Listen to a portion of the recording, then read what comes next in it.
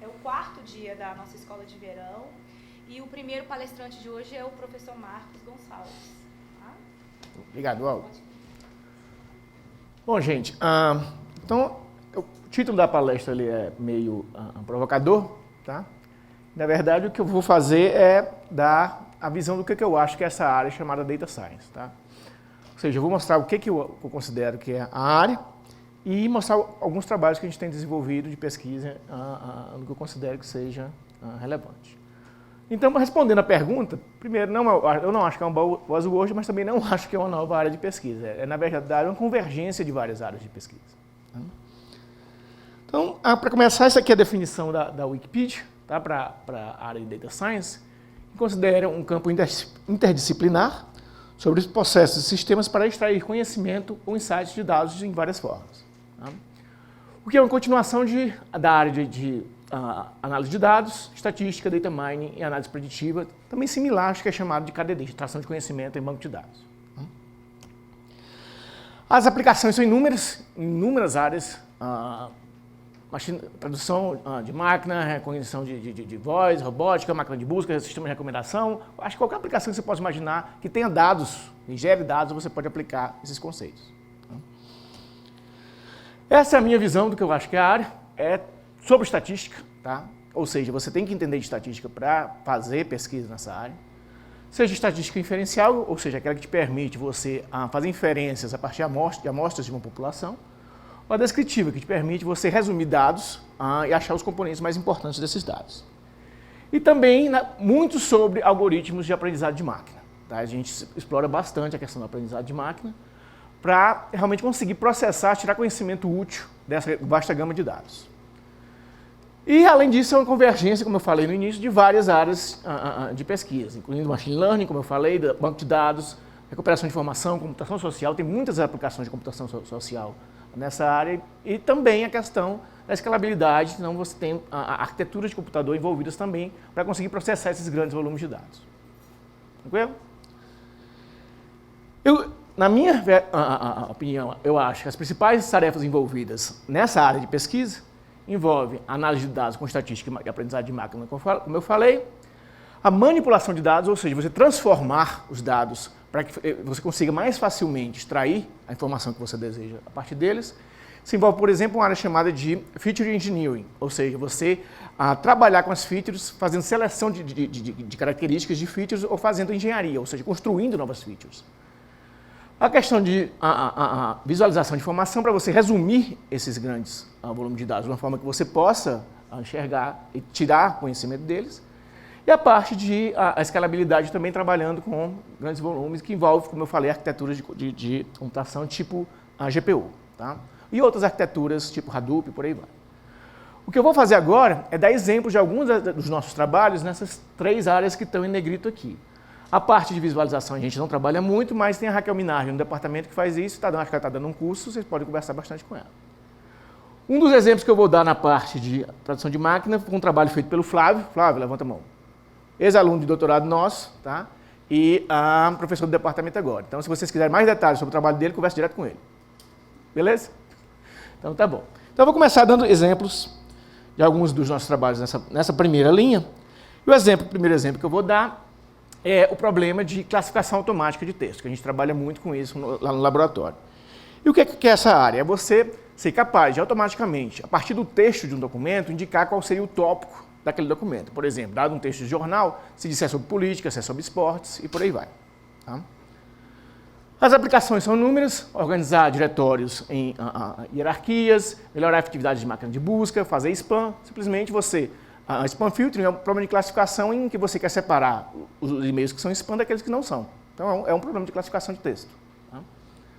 Tá? Deduplicação de registros, desambiguação de entidades, ou seja, as aplicações são inúmeras. Tá? Como eu falei, a maioria das soluções são baseadas em aprendizado supervisionado. Eu vou dar uma pequena introdução para quem não conhece, sabe, sobre aprendizado supervisionado. Não adianta eu falar muito, porque é um curso inteiro, mas só vou dar uma breve introdução. E algumas das contribuições específicas que eu vou falar aqui são dois trabalhos nossos, que é uma extensão de uma técnica específica, que é a Random Forest, florestas aleatórias, que eu vou também dar uma pequena introduçãozinha. Tá? Esse trabalho foi publicado 2 anos seguidos na principal conferência mundial de recuperação de informação e também foi financiado pelo Google Research Award para um dos meus alunos, o Clebson. Vocês terem uma ideia de como isso aqui é competitivo, no ano passado a Google recebeu 400 propostas e só financiou 20, ou seja, 5%. Então é um negócio bem competitivo mesmo. Estou falando um pouquinho sobre o problema, dando introdução ao problema. Então a ideia é você definir uma função automática que, dado um conjunto de características, por exemplo, pode ser as palavras do documento, você consiga inferir a categoria daquele documento. Para isso você precisa de um conjunto de exemplos de treino para que você extraia os padrões necessários para que, dado um documento que você não viu, você possa inferir essa categoria. Tá? E esses documentos eles precisam ser categorizados, ou seja, precisam de um especialista indicar qual é o tópico de cada documento para que você treine o algoritmo de aprendizado. Tá? O objetivo, uma vez que você gerou esse treinamento, é gerar essa função que, dado o novo documento, dadas as palavras, por exemplo, vai definir qual é a categoria e a classe. E tem vários desafios de pesquisa nessa área, desde o limite do que pode ser aprendido, a aprendizagem de máquina tem certos limites teóricos, tá? Até as características dos dados, porque elas podem dificultar. Por exemplo, um problema em que a distribuição das classes não é uniforme, é um problema bem mais difícil. Por quê? Porque existe uma tendência ao algoritmo de classificar sempre na classe que tem mais exemplos, porque ele aprende mais sobre aquela classe. Tranquilo?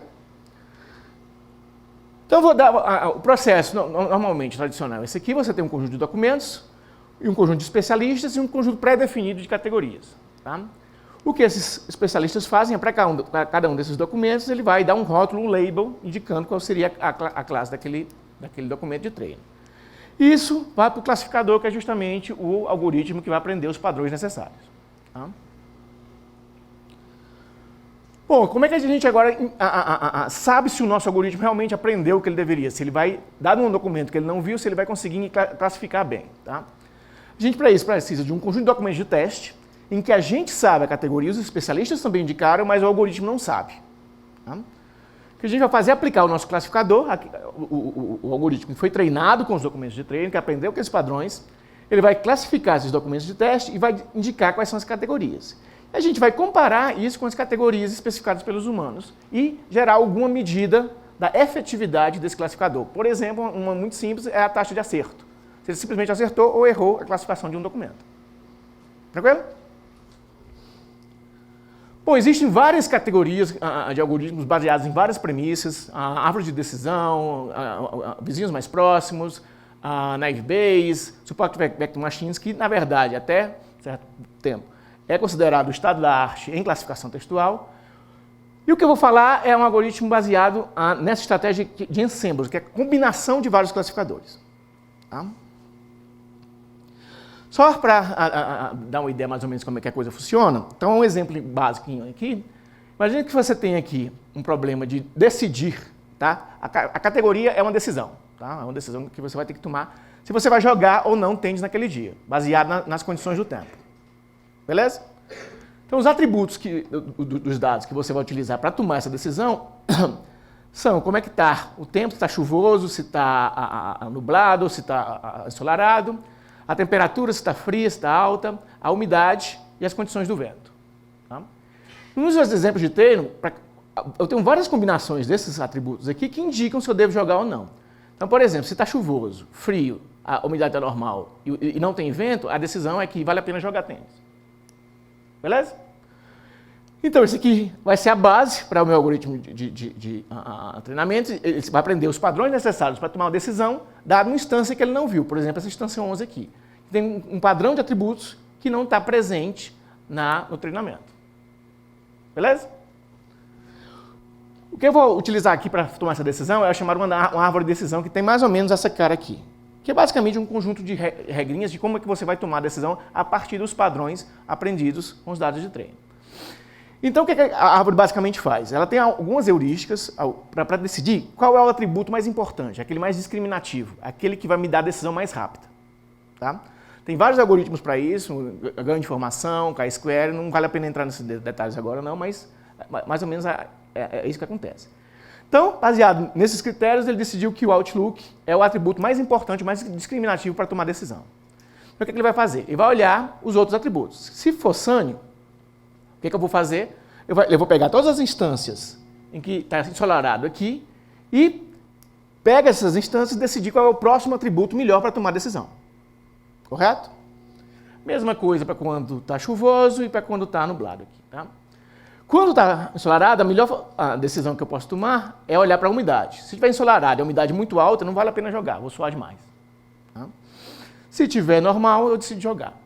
No caso de overcast, eu não preciso olhar para nenhuma outra atributo, porque a decisão é sempre sim. Se você olhar aqui os meus dados, sempre que está overcast aqui, que é duas instâncias, a decisão é jogar. Por isso que basta olhar para esse atributo. Beleza?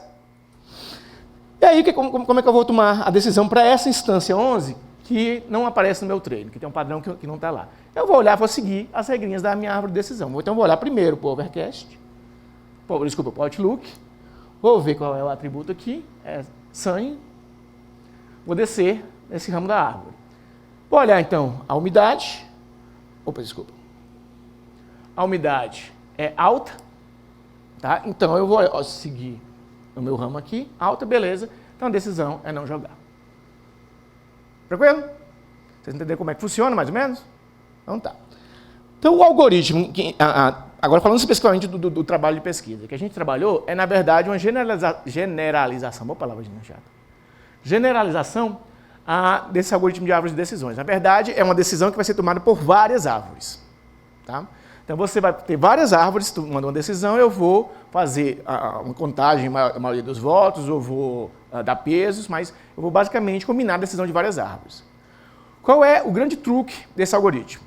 Ele gera uma randomização da criação das árvores, ou seja, se eu pegasse, de novo o meu exemplo aqui, o que ele faria é selecionar aleatoriamente 66% das entradas de treino e selecionar aleatoriamente alguns desses atributos, não todos, para gerar as árvores.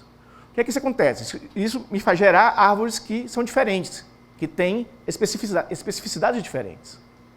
Beleza? Quando eu gero um monte de árvores e tomo uma decisão baseada em um monte de gente, é mais provável que eu tome uma decisão mais acertada do que uma única árvore que pode estar enviesada. Beleza? Tranquilo?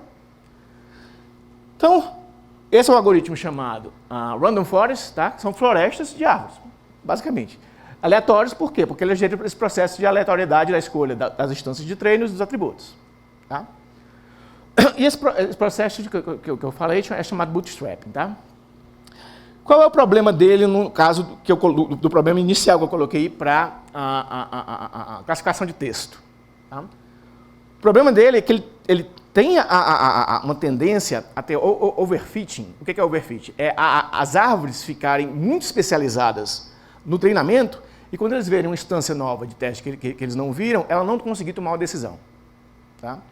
Então, quando você tem um problema com alta dimensionalidade, como é texto, ou seja, o texto ele é representado por todas as palavras do vocabulário, então são centenas de milhares de atributos. Tá? E, além disso, é um domínio ruidoso, ou seja, a linguagem humana tem ruído, às vezes é difícil você decidir baseado simplesmente no que está escrito, a ambiguidade, há outros tipos de problema, as random forests se dão mal. Beleza? Então, o que foi a grande sacada? Bom, como é que eu estou aqui? 20 minutos. Qual foi a grande sacada desse? Eu já falei aqui, né, da questão do overfitting. Qual foi a grande sacada do meu aluno de doutorado, no caso, o Thiago Salles? Ele fez o seguinte, ele combinou essa ideia das random forests com outra ideia muito interessante de um outro algoritmo, que também é de Ensemble, que é focar nas áreas mais difíceis de classificar. Como é que você descobre essas áreas mais difíceis de classificar? Você usa o próprio treino. Você separa um pedaço do treino, olha, gera um modelo de treinamento, classifica e vê se você errou ou não. Tá? Se você errou uma instância, e você sabe que você errou porque é o treino, você tem a classe, você vai dar mais peso para a nova versão do classificador acertar aquela instância. Beleza? Então, ele pegou essas duas ideias e juntou, mas ele juntou de uma forma super legal, porque ele aproveitou uma característica da Random Forest, que é o quê? É aquele pedaço do treino que eu não utilizei para gerar as árvores. Lembra que para gerar uma árvore eu tiro um pedaço aleatório, separo, pego só 66%, fica um outro pedaço que não é usado para nada. Esse pedaço que não é usado para nada é que ele faz essa questão de focar nas áreas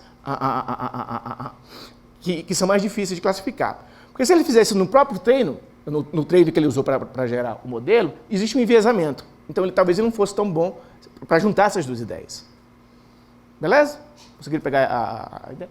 Então, essa foi a grande sacada do T-Salles. Ele aproveitou uma característica inerente de um algoritmo e as ideias de outro algoritmo e juntou as duas boas ideias para gerar um algoritmo melhor ainda. Tá? Bom, uma vez que a gente fez isso, como eu falei no início, a gente precisa saber se essa ideia é boa ou não. Então, a gente precisa avaliar. É isso que sempre se faz, experimentos. É uma área extremamente experimental. Tá? Eu vou pular logo para os experimentos, só... Sempre que se vocês forem fazer pesquisa nessa área, uma coisa que é muito importante quando vocês forem escrever um relatório ou um artigo sobre a experimentação, é você dizer, explicitar qual foi a carga de trabalho, explicitar qual foi o setup experimental para que outros possam replicar os experimentos que você fez. Tá? Nesse caso aqui, a gente utilizou um conjunto de coleções em que eu precisava identificar o tópico, por exemplo, que nem eu falei, artigos de notícias, artigos científicos, qual era a doença de um determinado artigo médico. Análise de sentimentos, que é decidir se um determinado texto ele tem uma polaridade positiva ou negativa, ou seja, você fala bem ou mal. Tá? E análise de microarrays, que é para decidir se as células têm câncer ou não. Tá? A gente utilizou 6 datasets em tópicos, 10 datasets em sentimentos, 6 datasets em microarray. A gente usou um processo tradicional de avaliação, que você divide a coleção em 10 pedaços e repetir o experimento em 10 pedaços para dar validade estatística aos resultados. Tá? Lembra que eu falei que a estatística é muito importante lá no início. E métricas tradicionais de avaliação que consideram a questão do erro. Tá? É uma variação da acurácia. Isso aqui basicamente é os resultados, mas é um bando de numerozinho, então eu vou resumir para ficar mais claro. Tá? O nosso algoritmo, o BRUF, ele foi o único que ganhou em todos os casos. E isso é bem interessante porque existe um teorema em aprendizagem de máquina dizendo que there's no free lunch. O que quer dizer isso? Que é muito difícil você achar uma situação, um algoritmo que vai ganhar em todas as situações. Eu não estou dizendo que a gente resolveu o problema não, mas para esses datasets que a gente foi o único algoritmo em todas as coleções de tópicos. Tá? Ele foi superior que a Random Forest tradicional em mais de 30% em alguns casos.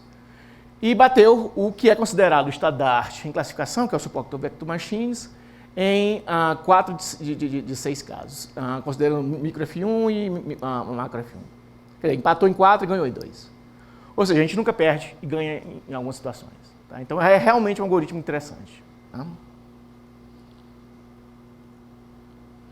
Isso aqui, só para resumir, aqui é uma tabela chamada Winning Counts, quantos datasets a gente ganhou numa métrica e na outra, o SVM, e por aí vai, a gente então realmente é o que se deu melhor aqui. Isso aqui não vou entrar em detalhes, não, é muito detalhe para agora. Isso aqui são os resultados dos experimentos em análise de sentimentos, também é muito numerozinho, mas eu vou só dar uma ideia aqui. O BRUF no total, considerando todos os datasets de tópicos, na verdade tópicos, sentimentos e microarray, ganhou em 34 casos, o SVM em 26, então a gente está bem superior ao que existe por aí afora. Beleza? Então, isso foi um dos exemplos que eu falei de uma aplicação de das tarefas de Data Science, que é Data Analysis com Estatística e Machine Learning. Eu vou dar outro exemplo que, como eu falei, é do trabalho do Flávio. E qual era o problema que o Flávio tinha? Era um problema chamado predição de popularidade, ou seja, ele realmente queria prever o futuro. Tá? Mas era isso que ele queria mesmo. Ou seja, um exemplo. Dado que eu postei um vídeo no YouTube e esse vídeo, por exemplo, em 2 dias teve X visualizações, eu quero saber quantas visualizações ele vai ter daqui a uma semana, daqui a um mês. E por aí vai. Tá? Ou dado que um tweet foi postado e X pessoas retweetaram esse tweet em 2 dias, quantos retweets ele vai ter em uma semana? E por aí vai. Tranquilo? Aplicações também são várias, posso aplicar isso em máquinas de busca para melhorar os resultados. Aqueles que têm a tendência a ser mais popular, eu vou botar na frente no meu resultado da máquina de busca, por exemplo. Tá? Para a propaganda, eu vou colocar as propagandas que têm mais chances de serem clicadas. E por aí vai. Tá? Bom, a maioria das soluções correntes elas são baseadas em regressão linear. Por que regressão linear? Porque trabalhos anteriores viram que existe uma certa linearidade nos resultados, ou seja, se eu olhar para o resultado, para a tendência, num certo período de tempo, existe uma possibilidade que essa tendência vai continuar linear ao longo do tempo. Ok?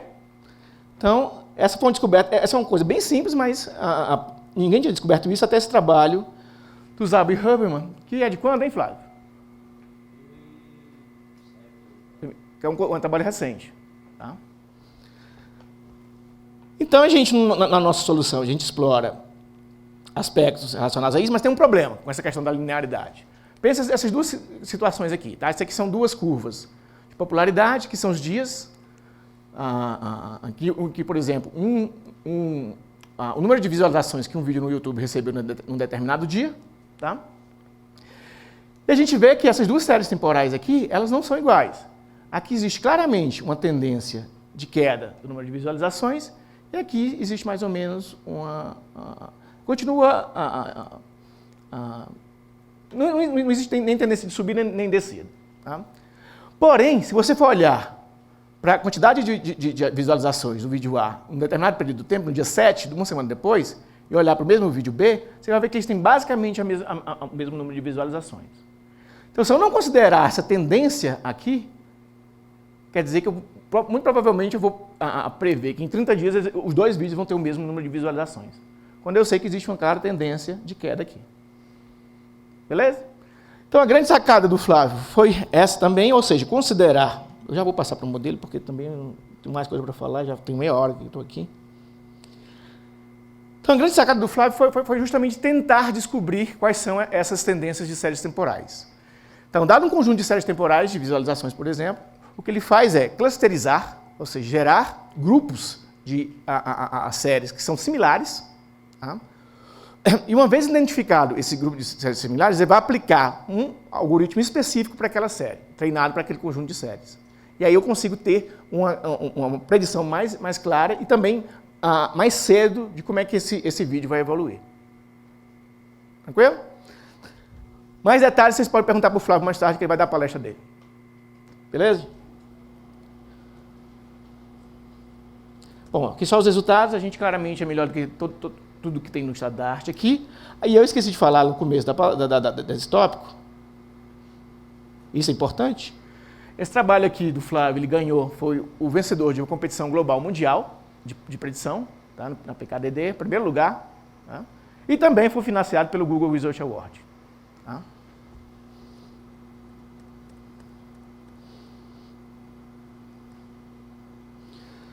Bom, vamos agora falar da segunda tarefa que eu acho importante nessa área de data science, que é a manipulação de dados, ou seja, que é você criar novos atributos, novas características para ajudar o algoritmo a aprender melhor, ou retirar características ruidosas que atrapalham essa questão da aprendizagem. Tá? Então, a primeira aplicação que eu vou mostrar para vocês desse tipo de tarefa é num problema que um aluno de doutorado meu trabalhou, que é você fazer uma aferição automática da qualidade de determinado conteúdo textual. Ou seja, pega um artigo na Wikipedia, dá para o algoritmo, ele vai te dizer automaticamente se esse é um bom artigo, se esse é um artigo de qualidade, se esse é um artigo que está faltando a informação, se ele está bem escrito, se ele não está. A ideia é essa. Tá? Bom, a maioria das soluções que a gente viu para esse problema antes do Hassan, que é esse meu aluno, começar a trabalhar, é que a maioria são baseadas em características que são tunadas manualmente, ou seja, é feito de forma manual mesmo. Tá? Não existiam soluções automáticas, até porque é um problema bem difícil. Dado um texto, me diga qual a qualidade dele. Tá? Qual foi a nossa sacada aqui? Foi entender o problema como um problema de múltiplos critérios de qualidade e agrupar esses critérios em conjuntos que são comuns. Então, por exemplo, você tem critérios relacionados à readability, o quão é fácil de ler esse artigo. Você tem critérios relacionados à estrutura do artigo, como é que ele está organizado e tudo mais. Você tem critérios relacionados a, por exemplo, a questão dos links que entram e saem desse artigo. Tá? Então, a gente considera isso como um problema chamado, em Machine Learning, de Multi-View Learning, ou seja, eu vou aprender a partir de várias visões diferentes da qualidade. E vou combinar essas visões para dar uma nota final da qualidade do meu artigo. Tá? Bom, esse artigo do Hassan, ele ganhou o melhor artigo escrito por um estudante na principal conferência de bibliotecas digitais e também foi financiado pelo Google Research Award. Tá? Não reclamem que eu estou pegando todos os Google Research Awards. Tá? Não é culpa minha não, sou eu que escolho, é eles lá. Bom, então só falando um pouquinho mais desse trabalho, mais detalhes. Então, a ideia é justamente essa, né? Você dá, por exemplo, um artigo na Wikipedia ou na Wiki, define automaticamente a qualidade dele.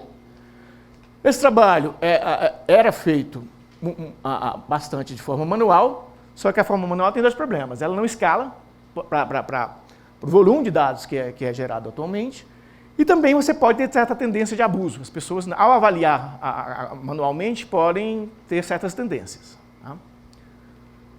Então, o que a gente fez foi considerar, como eu falei, o problema como um problema de aprendizado multivisão, onde vários dos critérios, a gente separava os critérios, as várias features. A gente tinha, na verdade, quase 70 features relacionadas a vários aspectos de qualidade do artigo. Estrutura, estilo, o gráfico de coisas.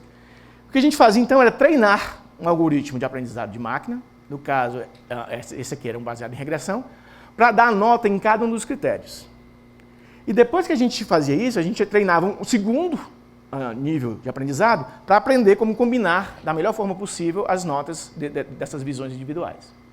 E aí eu dava a nota final da qualidade do meu artigo. O combinador era simplesmente um outro algoritmo de aprendizado de máquina que sabia como ponderar as notas individuais desses classificadores do meio, porque ele tem um treino, ele sabia se o cara tinha dado uma nota boa ou uma nota ruim. Beleza? Bom, como eu falei, a gente usou, nesse caso aqui, um algoritmo de regressão. E, além disso, né, a gente fez também um outro trabalho que foi de feature selection, seleção de características. Características são os atributos. Tá? Porque a gente tinha 68 atributos e alguns desses atributos eram ruidosos. E, além disso, o aprendizado multivisão ele é caro também, porque ele é feito em 2 níveis. Tá? Então, a gente também aplicou uma técnica chamada seleção de características baseadas em algoritmos genéticos, tá? Para não só tirar características ruidosas, mas para também entender quais eram os melhores atributos e onde é que eles estavam em cada visão, para poder ter uma ideia melhor do porquê que estava dando certo. Tá? Então a gente fez experimentos utilizando a Wikipedia. A Wikipedia ela classifica manualmente os artigos dela em 6 categorias. O Featured Article é o melhor artigo de todos, aquele que assim, você pode dar para qualquer um, que você vai aprender tudo sobre aquele assunto. Tá? E aí tem as várias outras classes, dependendo dos critérios de qualidade da própria Wikipedia, até o Stub, que na verdade é um... Quem consegue traduzir isso aqui? Stub, alguém? É como se fosse um artigo inicial, tá? Que não tem muitos detalhes e tudo mais. Eu não lembro a palavra em português agora. A gente também usou duas coleções da Wikia, o Star Wars, que tem 3 classes de qualidade, e um dos Muppets, que tinha sim, a qualidade era dada em número de estrelas, de 1 a 5. Tá? Isso aqui simplesmente algumas características das bases, tá? Número de revisões, quando é que foi coletada, o número de artigos. Aqui o procedimento experimental, como eu falei, tá? Que precisa ser sempre bem descrito, você tem a questão da avaliação estatística dos resultados. E esses são os resultados que a gente obteve. Essa medida de qualidade aqui é quanto menor, melhor. Tá? Isso aqui é o SBR tradicional, utilizando todas as características sem visões. Esse aqui é o multiview do Hassan. Esse aqui é o multiview com as features originais. Esse aqui é o multiview com a seleção de características, e esse aqui é o multiview com seleção de características, considerando as visões e também os atributos originais. Tá? A gente viu que, uma boa parte dos casos, a gente ganha do SVR, quer dizer, na verdade, em todos os casos aqui, tá? Menos nesse aqui, mas empata. E quando a gente aplica a nossa seleção de atributos, a gente consegue gerar um resultado que é estatisticamente idêntico, a utilizar tudo, mas com apenas 1/4 das features, ou apenas com 1/5 das features. Aqui, na verdade, só 15% das features originais. Ou seja, é muito mais barato e você consegue um resultado ainda de uma qualidade ainda melhor. Beleza? Então, esse foi o trabalho do Hassan. Quanto tempo eu tenho aqui? Bom, tenho mais um pouquinho de tempo aqui. Um outro trabalho nessa questão de manipulação de dados também. Agora, em vez de de trabalhar com feature selection, eu vou trabalhar com engenharia de features, ou seja, eu vou construir features para melhorar o aprendizado do algoritmo. Tá? Esse é um trabalho do Sérgio, onde ele gera um conjunto que a gente chama de meta-features, ou seja, a partir dos dados originais ele vai gerar novas features utilizando algumas heurísticas. Tá? No caso específico dele, bom, nesse caso aqui a gente aplicou no problema de análise de sentimentos, que é um problema crescentemente popular, esse aqui é o número de artigos citando a análise de sentimentos ao longo do tempo. Tá? Nesse caso de análise de sentimentos, você tem duas abordagens principais. Uma que é não supervisionada, ou seja, não envolve aprendizado, e normalmente para isso você tem o uso de léxicons. O que são os léxicons? São dicionários em que as palavras elas têm um score de sentimento, ou seja, se ela é mais positiva, se ela é mais negativa. Normalmente o que você faz é você pega as palavras do texto, computa os scores, soma se é positivo, diminui se é negativo e vai chegar no score final. Tá? E as abordagens supervisionadas, que é o nosso foco aqui. Tá? Na maioria dos nossos trabalhos a gente foca aqui. O que o Sérgio estava propondo é substituir ou juntar a abordagem tradicional, que usa as palavras do texto, com as meta-features dele. E o que são essas meta-features, já que eu falei tanto delas?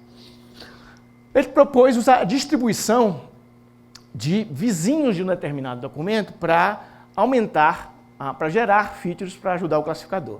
Então, basicamente, o que ele olha, dado um documento de treino aqui, ou documento de teste, ele vai olhar os números de documentos mais próximos por alguma medida de similaridade, tá? Tem vários, cosseno ou outros, vai olhar os vizinhos mais próximos e vai olhar a polaridade desses vizinhos, se é positivo ou se é negativo.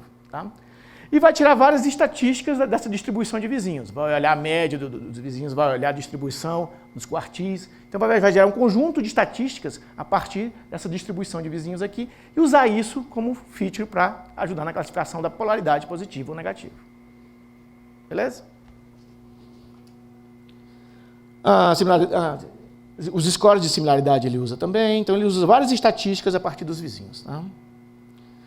E além disso, ele utilizou também uma técnica chamada de transfer learning, ou seja, ele pegou dados de um outro domínio para ajudar no domínio que ele queria, ou seja, ele pegou dados de uma outra coleção, aqui eram tweets com emoticons, porque a literatura mostra que emoticons são confiáveis como expressão de polaridade, extraiu conhecimento de distribuições também dessa outra coleção para ajudar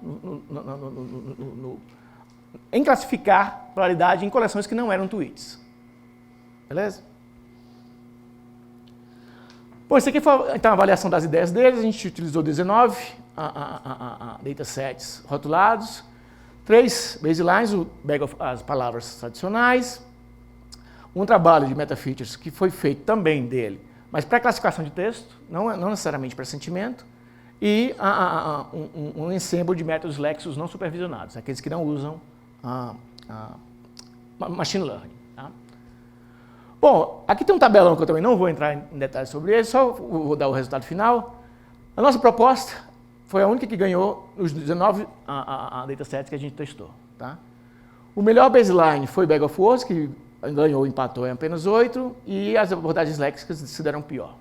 Ou seja, as características que ele propôs, tanto de extração de distribuições dos vizinhos da polaridade e também a transferência de conhecimento que ele pegou dos tweets ajudaram bastante ao nosso algoritmo ficar bem melhor do que existe hoje em dia para análise de sentimento. Beleza? E meu último exemplo, agora na quarta tarefa que eu falei, como eu disse no início da palestra, eu considerei que essas são as 4 principais tarefas envolvidas na área de Data Science, que é a questão de tornar essas aplicações escaláveis. Tá? E para esse exemplo eu vou usar o mesmo trabalho do Sérgio, que eu acabei de falar, de classificação de sentimentos. Então a ideia basicamente era aumentar a escalabilidade do problema, porque apesar de ser interessante a proposta dele é muito cara. Por quê? Como é que ela funciona? Dado um texto, uma revisão, um tweet que eu quero classificar se ele tem polaridade positiva ou negativa, eu preciso computar a vizinhança dele com toda a base de treinamento que eu tenho, gerar as estatísticas e depois fazer a classificação. Isso é muito custoso. Tá? Qual foi a proposta dele para tornar isso escalável?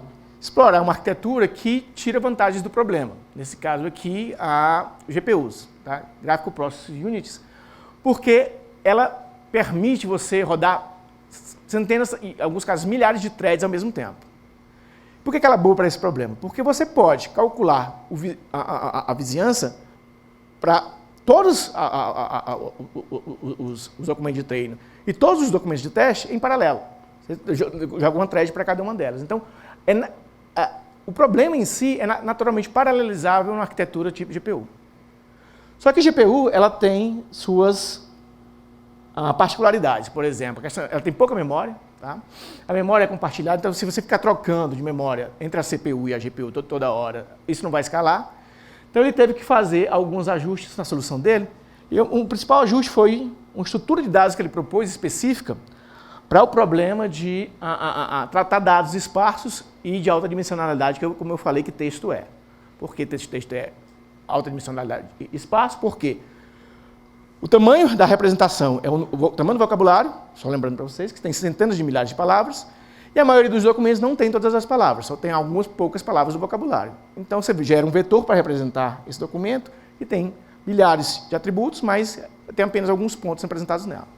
Tá? O que o Sérgio fez para a coisa foi uma estrutura de dados específica para trabalhar em GPU que funcionasse bem para este tipo de problema. Tá? Não vou entrar em detalhes, não.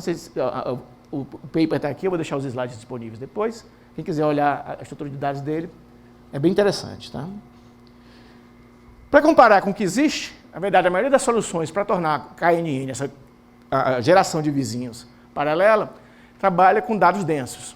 Então, representa os documentos como uma matriz densa, em que se uma palavra não aparece, ele coloca um zerinho lá. Tá? Então, isso não funciona para a GPU. Primeiro, não escala do ponto de vista da memória, e segundo, gera muita lentidão. Tá? Então, a gente fez experimentos considerando essa implementação do Sérgio numa Tesla. Tá? O software foi esse aqui foram os datasets, no caso aqui, é classificação de tópicos. Tá? A gente também aplicou em sentimentos. Algumas características da base, tamanho da base, densidade é o número de palavras por documento, médio. Por exemplo, essa base aqui da RCV1 tem quase 1 GB de documentos. Tá? Então, para a GPU é complicado tratar isso. A gente fez experimentos em termos da eficiência da implementação, da efetividade do classificador. Essa implementação estava boa, ou seja, comparável com uma não paralela. Tá? E gerou todas as estatísticas que a gente precisava. Como baseline, a gente usou uma versão serial do KNN, mas que é otimizada. Tá? E uma implementação de KNN paralelo em GPU, mas que não é otimizada para dados textuais, ou seja, ela usa aquela representação de matriz. Tá? Bom, esses aqui são basicamente os resultados de quão bom a qualidade da classificação, então a qualidade da implementação dele com as meta-features foi tão boa quanto a implementação tradicional, a implementação em GPU. Isso aqui é o tempo de execução, o speed-up que a gente conseguiu em cima do serial, e principalmente em cima da implementação paralela que existia na literatura. Ou seja, aqui eu ganho sobre a versão serial, ou seja, a gente melhorou em quase 40 vezes a velocidade do processo. Tá? Aqui ganhou em 140 vezes.